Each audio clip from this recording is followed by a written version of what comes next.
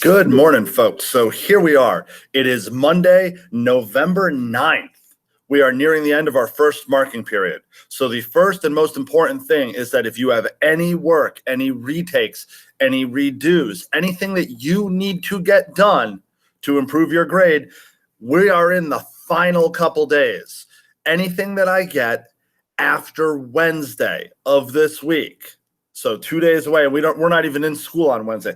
Anything after Wednesday, I cannot promise you will get graded and turned in on time.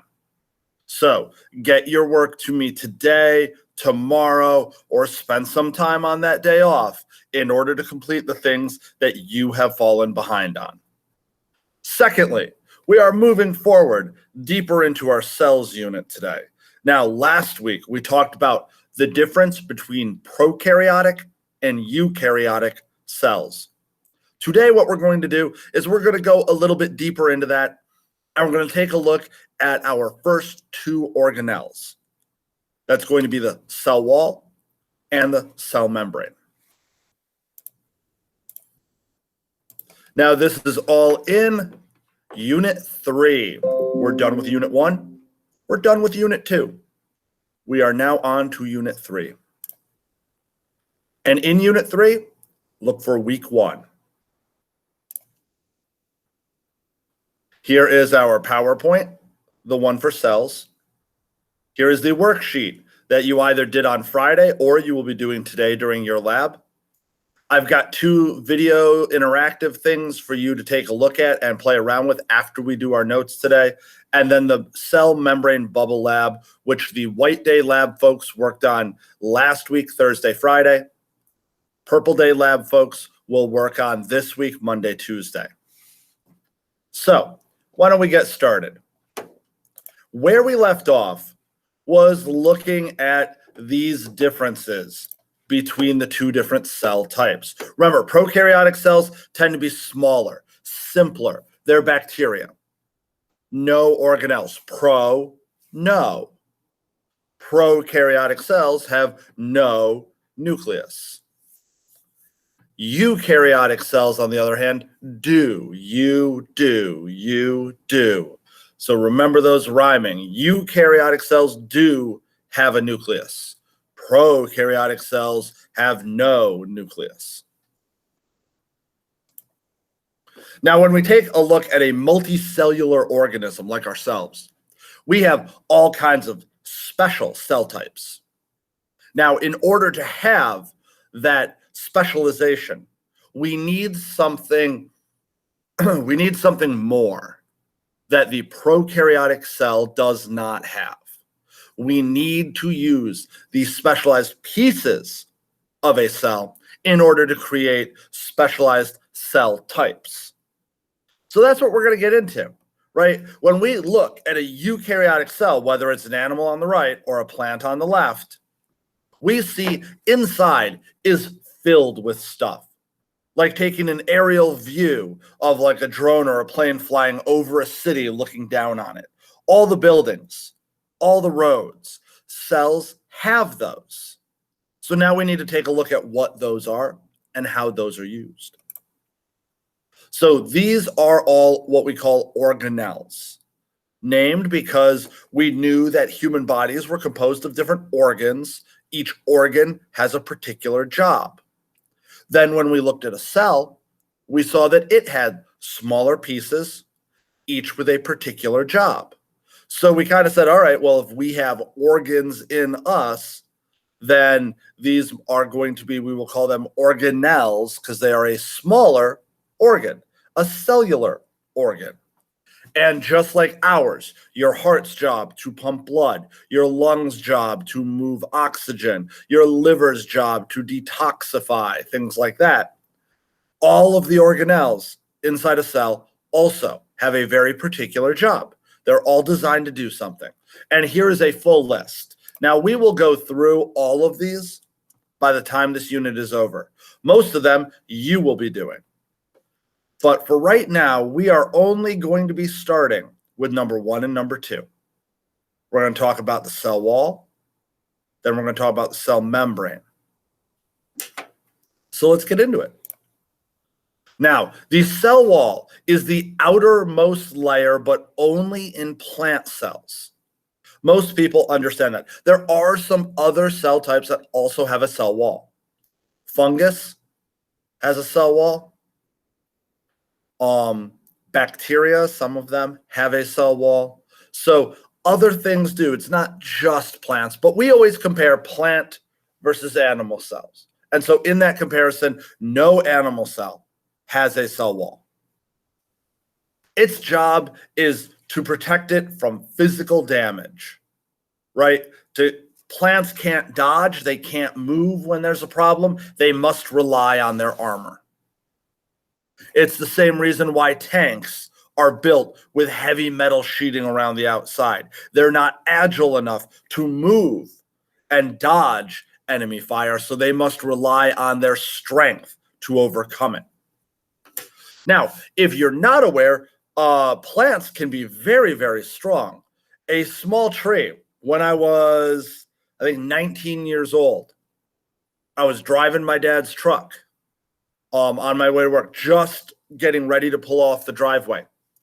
And my parents were in the truck and they saw something that they thought I wasn't doing enough. So both of them yelled. I had a moment of panic. I stomped on the gas and I propelled that, excuse me, F-150 pickup truck directly into a sapling that was, maybe 3.5 inches across. I didn't hit it directly. I hit it on the front passenger quarter panel, which is the front corner in front of the passenger. And it smashed right through it, rolled the metal up. The door could barely open, caused significant damage. That tree was still standing. Cell walls can be very, very tough. And the more of them you have, the stronger they become, like bricks in a wall. But that's it. It is just a defensive wall. Easy peasy. Now, the cell membrane, this is important. Remember that every cell must have a cell membrane. There is no exception. Every cell, plant cells, yep. Animal cells, absolutely. Bacteria, yep. Every cell has a cell membrane. It is the outermost layer. You should recognize something like this picture. Here are those lipids making that lipid bilayer that forms the core of all of our membranes that allow cells to exist. And the job of the cell membrane is to some degree to protect, but mostly it's to control what comes in and out of the cell. That's the key. Control what comes in and out. Because of that, we gave it a special term. We call it semi-permeable. And you can see it defined there. What it means is that it's like a bouncer at a club. They get to choose what comes in and out.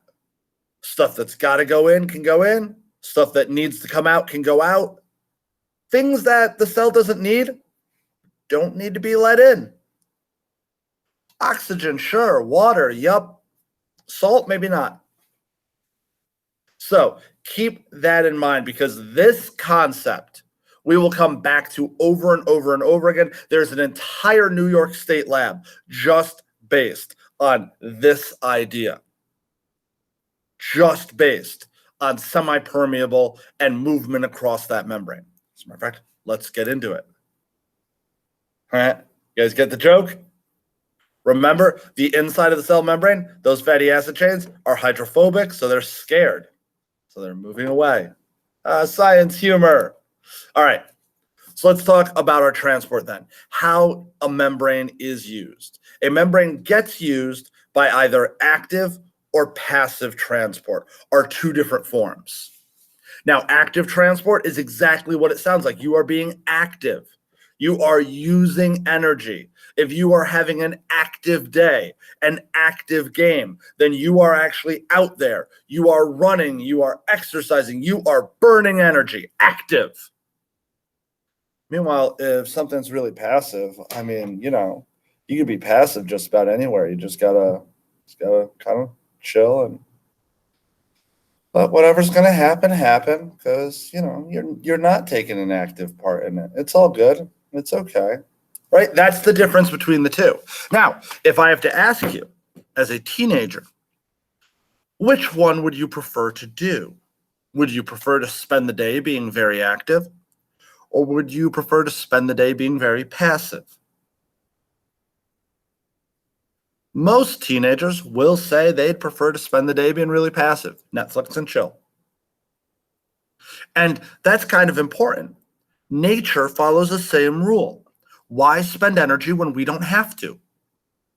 If we can harness this natural method for passive transport, we will save ourselves energy. It's a no-brainer. Always. Path of least resistance. It's how we've evolved. It's one of the reasons why we like to just sit and chill.